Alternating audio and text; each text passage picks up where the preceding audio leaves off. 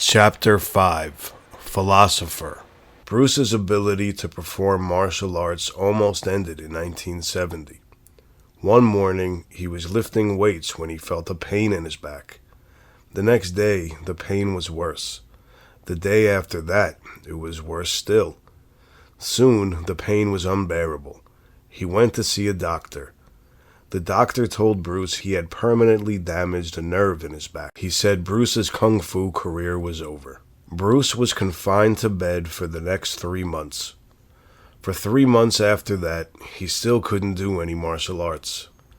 That was 6 full months with no martial arts training. In every big thing or achievement, there are always obstacles, big or small, he later said. The reaction one shows to such obstacles is what counts, not the obstacle itself. In this case, Bruce's obstacle was his injury. For the first time in his life, he wasn't in motion. How did he react? Well, he didn't mope around feeling sorry for himself, and he didn't waste his time either. Instead, he continued to develop his philosophy, his personal code of conduct.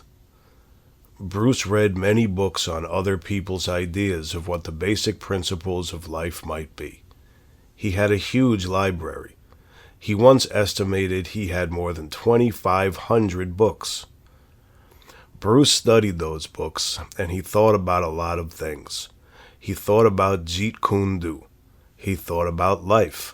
He thought about how he could bring more of his thoughts about life into his teachings of the martial arts. He also began to write. His notes have been compiled into many different books about Jeet Kune Do, the martial arts, and wisdom for everyday living. Still, Bruce had always been a man on the move, and he needed to get back into action. He knew what the doctor had told him. He set out to prove the doctor wrong. Bruce mapped out his own strategy for getting better. He started slowly at first, then gradually worked his way back into shape. He had to deal with pain in his back for the rest of his life. Otherwise, though, he was as good as ever. Bruce was able to return to the martial arts in large part because his ways of training and fitness were revolutionary. His methods were considered extremely unusual for his day, but they have long since become accepted. Consider weight training, for instance. In Bruce's time, weight training was used mostly by huge bodybuilders who wanted to make their muscles as big as possible. Bruce was only about 5 feet 7 inches tall and weighed only 140 pounds. Still, he trained with weights. He didn't care about how big his muscles were. He cared how useful they were. Though he was not big, his strength was legendary. He was so strong that he could do 50 chin-ups using only one arm. The wisdom of Bruce Lee. A few of his most famous sayings. I fear not the man who has practiced 10,000 kicks once, but I fear the man who has practiced one kick 10,000 times. Notice that the stiffest tree is most easily cracked, while the bamboo or willow survives by bending with the wind. I don't believe in pure luck. You have to create your own luck. You have to be aware of the opportunities around you and take advantage of them.